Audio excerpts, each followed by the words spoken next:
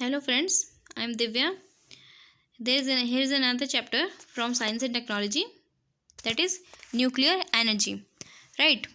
So before I start, please subscribe Vaishai's channel, like these videos, share these videos. Okay. So there was a question in 2016 prelims. So India, it is an important member of the International Thermonuclear Experimental Reactor. If this succeeds, what is the immediate advantage for India? Option A, it can use thorium in place of uranium for power generation. B, it can attain a global role in satellite navigation. C, it can drastically improve the efficiency of fission reactors in power generation. D, it can build fusion reactors in power generation. And the answer was D. Okay. So before we start, what is atom and atomic structure? This is very basic. One should know. So atom is a complex arrangement of negatively charged electrons. Here we see negatively charged electrons. It is arranged in definite shells. These are those shells around positively charged nucleus. Right? Here, this is nucleus, and the nucleus contains most of the atom's mass and is composed of protons and neutrons, right? But there is an exception, which is common hydrogen. It has only one proton. Okay, so electron negatively charged, proton positively charged, neutron has no charge, it is neutral. Then we have nucleus, which consists protons and neutrons. So nuclear energy, it is the energy that is in the nucleus, and nucleus is the core of an atom. The name is self-explanatory, right? The nuclear power, it comes from splitting atoms in a reactor to heat form, heat water, and then heat water into steam. This steam turns a turbine and then it generates electricity. There are two methods involved: nuclear fission and nuclear fusion. So this will give you a broad overview, right? What are the differences between fission and fusion? So fission fusion are physical processes that produce energy from atoms, right? That's why atomic energy. So in fission, what happens is a large atom splits into two or more smaller atoms. But in fusion, the joining of two lighter atoms takes place to form a large one. Fuel type here in the fission, it is uranium and plutonium, and in fusion it is hydrogen. In fission, byproducts are used nuclear fuel. In fusion, the byproducts is helium. And fusion is in developmental stage, but fission we have energy creation, energy production taking place. The energy produced by nuclear fission is 1 million times greater than other energy resources, but the nuclear fusion energy produced by that is 3 to 4 times more than nuclear fission, right? So nuclear fission, here we can see there is a neutron which is bombarding a large atom, that is uranium 235. It is releasing energy, then it is getting split into lighter elements here. Then there is one neutron also, and here also neutron. Now this neutron, they set a chain. Okay, the chain is self-sustaining because it goes on repeating. Okay, every time 3 neutrons, energy again, okay, is produced. Now energy is generated. Now nuclear fission. Nuclear fission occurs when a neutron, okay, when a neutron slams into larger atom, forcing it to excite and then split into smaller atoms. We know it as fission products, right? And then additional neutrons are also released that can initiate a chain reaction, which I told earlier, because of those neutrons, right? When each atom splits, a tremendous amount of energy is released, which is what is desirable. We need this energy only. Now uranium and plutonium are the most commonly used fission reactions in nuclear power reactors because they are easy to initiate and control. The released by fission in these reactors heats water into steam. Now the steam is used to spin a turbine, and then what we get is carbon free electricity, and that is the significance of nuclear energy. Then nuclear fusion. In fusion, what happens is two lighter atoms here, two lighter atoms fuse, and we get helium and then energy and also neutron, right? Then fusion occurs when two atoms slam together to form a heavier atom. Examples are like when two hydrogen atoms fuse to give one helium atom. This is the same process that powers the sun, okay, and it creates huge amount of energy, and it is several times greater than the fission. So fission reactions are being studied by scientists but are difficult to sustain for long periods of time because the tremendous amount of pressure and temperature is needed to join the nucleus together. Okay. Then nuclear fusion, we have tokamak, right? When we have to know the fusion, we have to know about the advances taking place in that field. So we have tokamak, which is a device. It is a powerful magnetic field. It is used to confine plasma in the shape of a torus. Here we can see this is plasma in the shape of a torus, and we have powerful magnets here in the tokamak. So the tokamak is one of the several types of magnetic confinement devices, right? Being developed to produce controlled thermonuclear fusion power.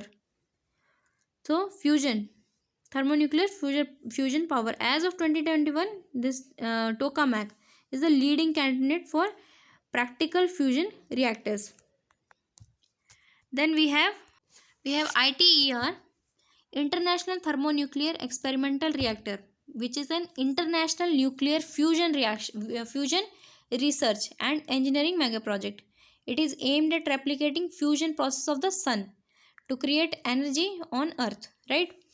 So upon the completion of the construction, which is planned for late 2025, it will be the world's largest magnetic confinement plasma physics experiment, right? Why we have to confine it as plasma? Because the energy in the temperature required is around some million degrees Celsius, right? So in that temperature, matter cannot exist in solid, liquid or gaseous form. That's why it converts to plasma. So plasma has to be confined in these magnets. That's why we need this, right? So India is also a member of ITER, right? And we have contributed cryostat also, okay, to ITER. So many research and development is also going on, and this ITER is in France, right? Southern France. Then what are the applications of nuclear energy? It is agriculture, food nutrition, water resources, energy security. In energy security means for electricity generation, then for water resources, for desalination of water, food and security, radiation based processing of food and agro products, they enhance these products, okay. And then we have in India 3-stage civil nuclear power program, and this is published by Department of Atomic Energy, explaining as to why we have 3-stage program, okay, because it is consistent to our unique resource position, which is we have limited uranium but we have large thorium reserves, okay. Then the first stage of the program is based on pressurized heavy water reactors for optimum use of the available uranium resources, right? These pressurized heavy water reactors, they not only use the natural uranium efficiently but also provide plutonium as byproduct, okay. The plutonium recovered from the spent fuel will facilitate use of our large thorium reserve. That's why we need plutonium, because now with the use of plutonium we can use thorium, and then which will be converted to uranium 233 I'm sorry, yeah, U23 uranium 233, which will be made into fissile. Alright. Then monazite powder. So this monazite powder is the primary source of world's thorium. Okay, so it looks something like this. Pressurized heavy water reactor. This is the first stage among the 3-stage India's civil nuclear power program. Right. So the first stage is pressurized heavy water reactor. So the reactor is obviously will be pressurized heavy water reactor. Fuel will be natural uranium. Moderator is heavy water. Coolant is heavy water. That is deuterium dioxide. So in PHWRs, right, pressurized heavy water reactors, with the help of natural uranium, it is used as fuel. It generates in the first step. We generate electricity and plutonium 239 as byproduct. Then the fissile isotope, it contains only 0.7% in natural uranium 235. The most of the remaining 99.3 is uranium 238, right? But it is not fissile, but it can be converted to fissile using isotope plutonium 239, right? Then the second one is fast breeder reactor. Okay, so this one uses plutonium as fuel. Then the reactor is fast breeder reactor. Moderator is not used, rarely, not mostly is used. Then coolant is liquid sodium. So the fast breeder reactors, it uses mixed oxide fuel. Okay, mixed oxide fuel, it is made from plutonium 239. Okay, this plutonium we got from, right, reprocessing spent fuel from the first stage. We get it from the first stage, and then also natural uranium. Now in fast breeder reactors, the plutonium, okay, the plutonium 239 undergoes fission. It produces energy, while the uranium 238, then fast breeder reactors are designed to breed more fuel than they consume. So this you have to remember, because it is breeding plutonium, it is using plutonium and breeding plutonium itself. That's why breeding. Now then these fast breeder reactors, they are designed to breed more than the fuel, more fuel than they consume. And once there is more plutonium 239, that is the inventory of plutonium 239 is built up, thorium can be now introduced as blanket material, right, in the reactor, and then it is transformed to uranium 233, and then it is used in third stage. So the design of country's first fast breeder, called prototype fast breeder reactor, that is PFBR, it was done by IGCER, that is Indira Gandhi Center for Atomic Research, and Bhavini, that is Bharatiya Nabhiki Vidyut Nigam Limited. It is a public sector company that comes under the Department of Atomic Energy, DAE. The sole responsibility, it has been the responsibility to build the fast breeder reactors in India.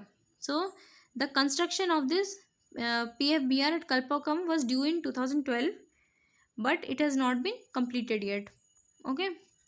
Then we have the third stage. It is called thorium based reactors, also breeder reactors. So the fuel used is thorium. The reactor is advanced heavy water reactor and thermal breeder reactor. Moderator is light water, that is demineralized water. Then we have coolant, which is deuterium dioxide. Now the advanced nuclear power system involves self-sustaining series of thorium 232 and uranium 233 fueled reactors. Okay, in this the advanced nuclear power system. Then excess plutonium of the second stage is used here, and this, why it is used, the excess plutonium is used to convert thorium into uranium. Okay, and then this uranium is fissile. And but this third stage is in experimental stage. India has not reached here, it is not operational here, only till second stage it is operational, right? So here it is explaining which we have discussed so far. I mean here the three stage. So Homi Bhabha, right? He was the pioneer of atomic energy in India. Like Vikram Sarabhai in the space technology, it is Homi Bhabha for atomic technology, atomic energy. So he envisioned India's nuclear power program in three stages, because to suit our low uranium resource profile, and also we have large and huge thorium reserves. So first stage, again they have told, in the first stage heavy water reactors, it is fueled by natural uranium, right? And it produces plutonium. Here we can see natural uranium is used as fuel. Then we have pressurized heavy water reactor, then it gives energy. Also it gives plutonium, and depleted uranium. Then in the second, we have plutonium fueled fast breeders, right? And again plutonium will be bred. Okay, then thorium will be introduced. Here it is shown, it is fueled by a mix of plutonium and natural uranium. Plutonium and natural uranium with sufficient stocks, okay, of thorium is introduced, which converts it into uranium 233, right? So uranium 233 fueled breeders in the third stage, right? So the mix of thorium and uranium fuels the reactors.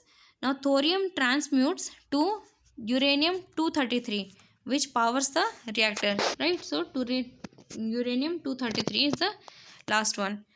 Then fissile material, what is it?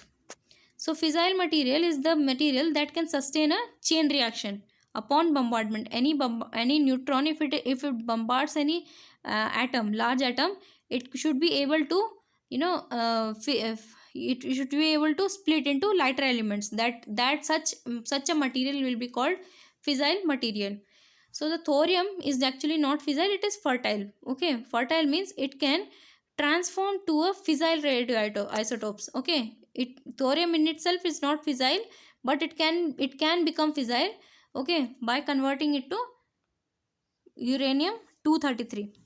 But it cannot keep a chain reaction going, right? So in a thorium reactor, a fission material like uranium or plutonium is blanketed by thorium, right?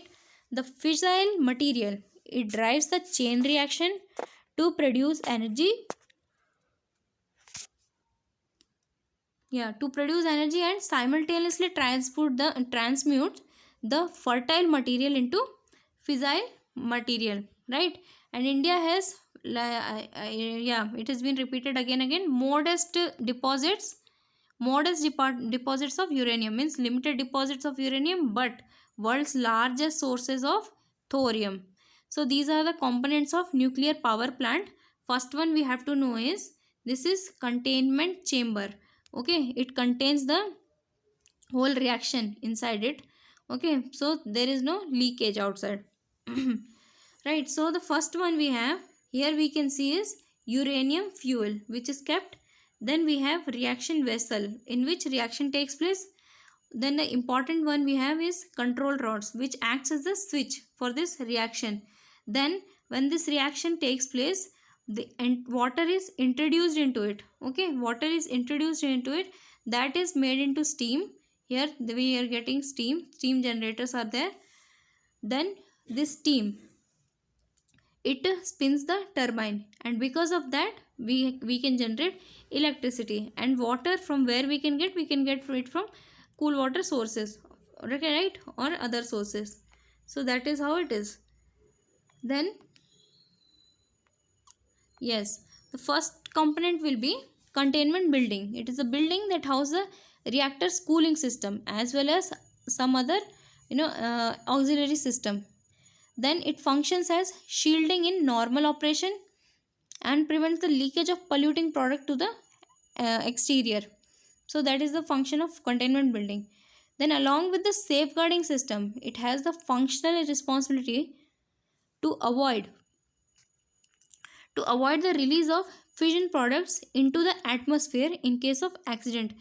So there was a problem in Fukushima, right, in Japan, which happened. I hope you must be knowing that. So there was a problem with containment building only, so there was leakage because of that, right? The cooling water, right, which we are using, it is taken from a river, reservoir, or the sea.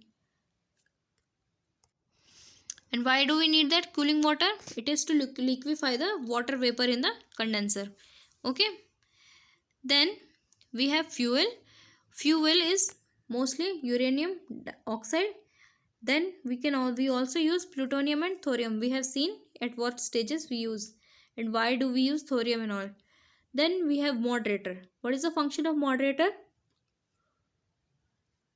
The function of moderator in a nuclear reactor is to slow down the neutron and slow down the neutrons. See, when this self-sustaining or the chain reaction occurs, it produces tremendous amount of energy, and this reaction has to be controlled. So in order to keep it controlled only, we use moderator. Only when it's slow down, it can be controlled, right?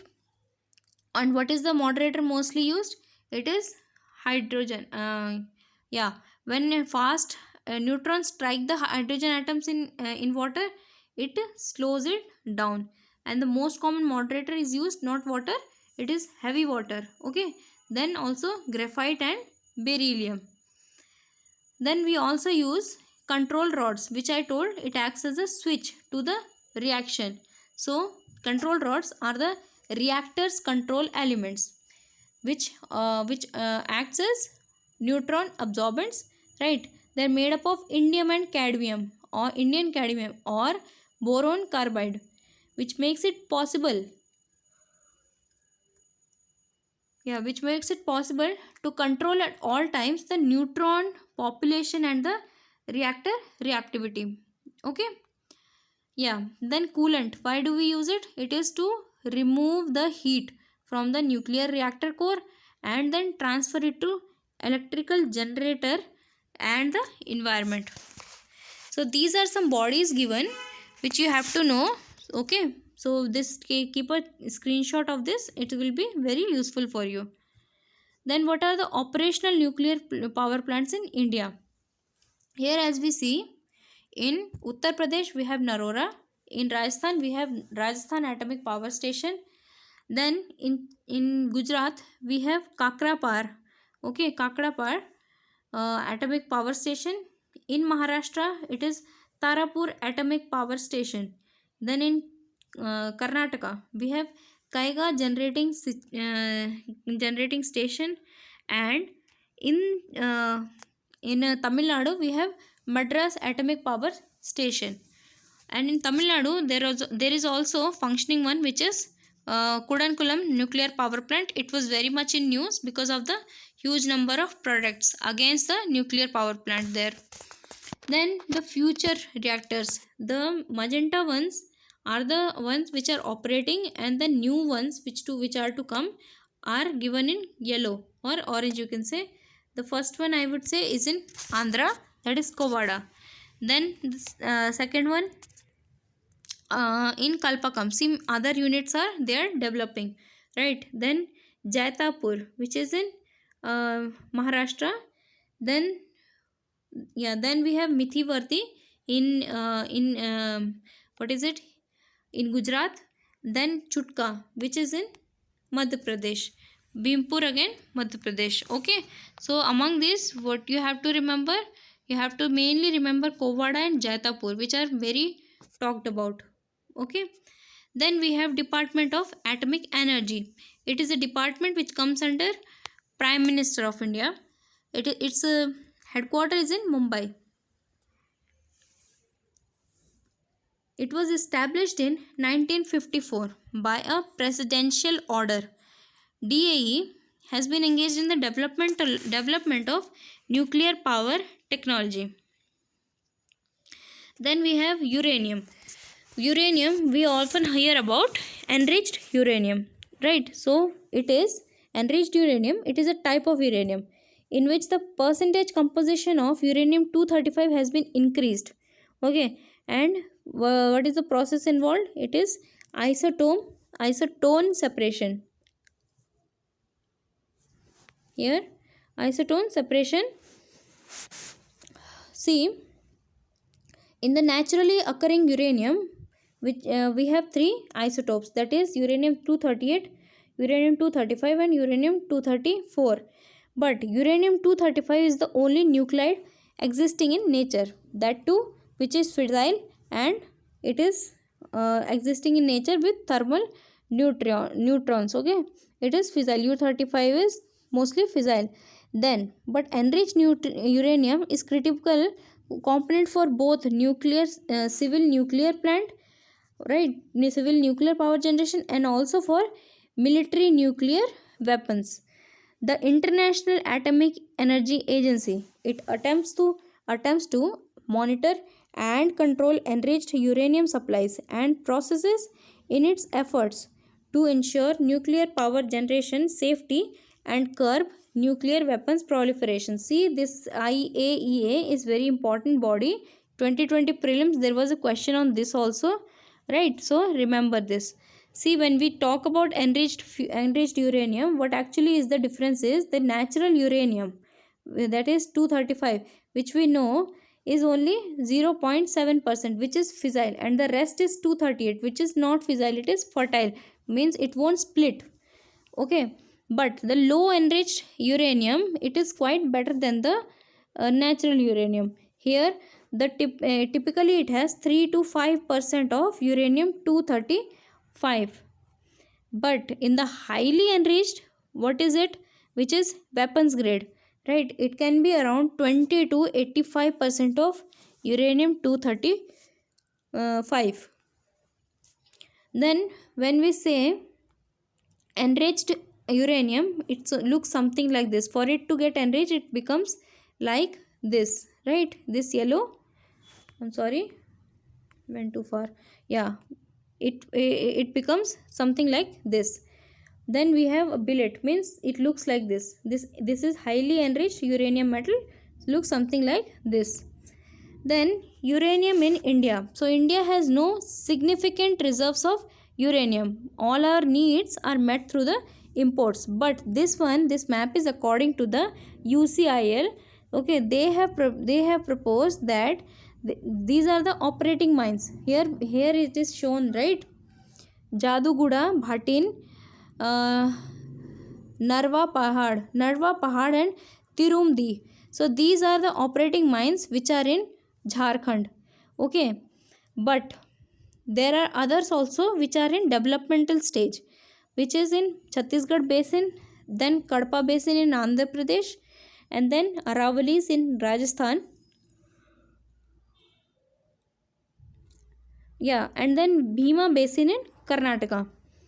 Okay, then the mining of uranium, it can be done by UCIL, that is Uranium Corporation of India Limited, right? So here it is showing how, what is the history of it. The uranium mining in India began with the formation of UCIL under the Department of Atomic Energy in 1967. Now the corporation launched its operation with the commissioning of, first of all, underground mine and ore possession plant, which is in Jaduguda, Jharkhand, which was in 1968, and then underground mines at Bhatin in 1987, Nara Pahad in 1995, and Tumardi in 2003. It was commissioned. All these units are within 25 kilometers from Jaduguda in the state of Jharkhand. Right, now we have come to thorium. Now thorium, among these two, uranium and thorium is also one of the two significantly radioactive material element that still occurs naturally in the large quantities. Okay, so to uranium 232, it is the most stable isotope of thorium, and it accounts from nearly all natural thorium, right, which is thorium 232. So thorium is estimated to be about 3 to 4 times more abundant than uranium in Earth's crust, and it is chiefly refined from monazite sands. I have shown you how monazite sand looks like, right? Then thorium in India. So India and Australia are believed to possess more than half of world's thorium reserve, and India alone itself has around 21% of world's thorium reserves, right? So here in the map they have shown in where in India it is like that. So the leading one is Andhra Pradesh, excluding Telangana, it has 35% in India. Then in and then 15 to 20% is in Tamil Nadu and Odisha, and then 10 to 15% are in Kerala, Kerala and West Bengal, and then 0 to 5% in Bihar. So thorium looks like this, right? With this we have completed this. There is more to this. I hope I will come up with those soon. But thank you for watching this video so far, until this far. So subscribe Vaishya's channel, keep studying, okay, and like all this channel, subscribe Vaishya's, share these videos. Thank you.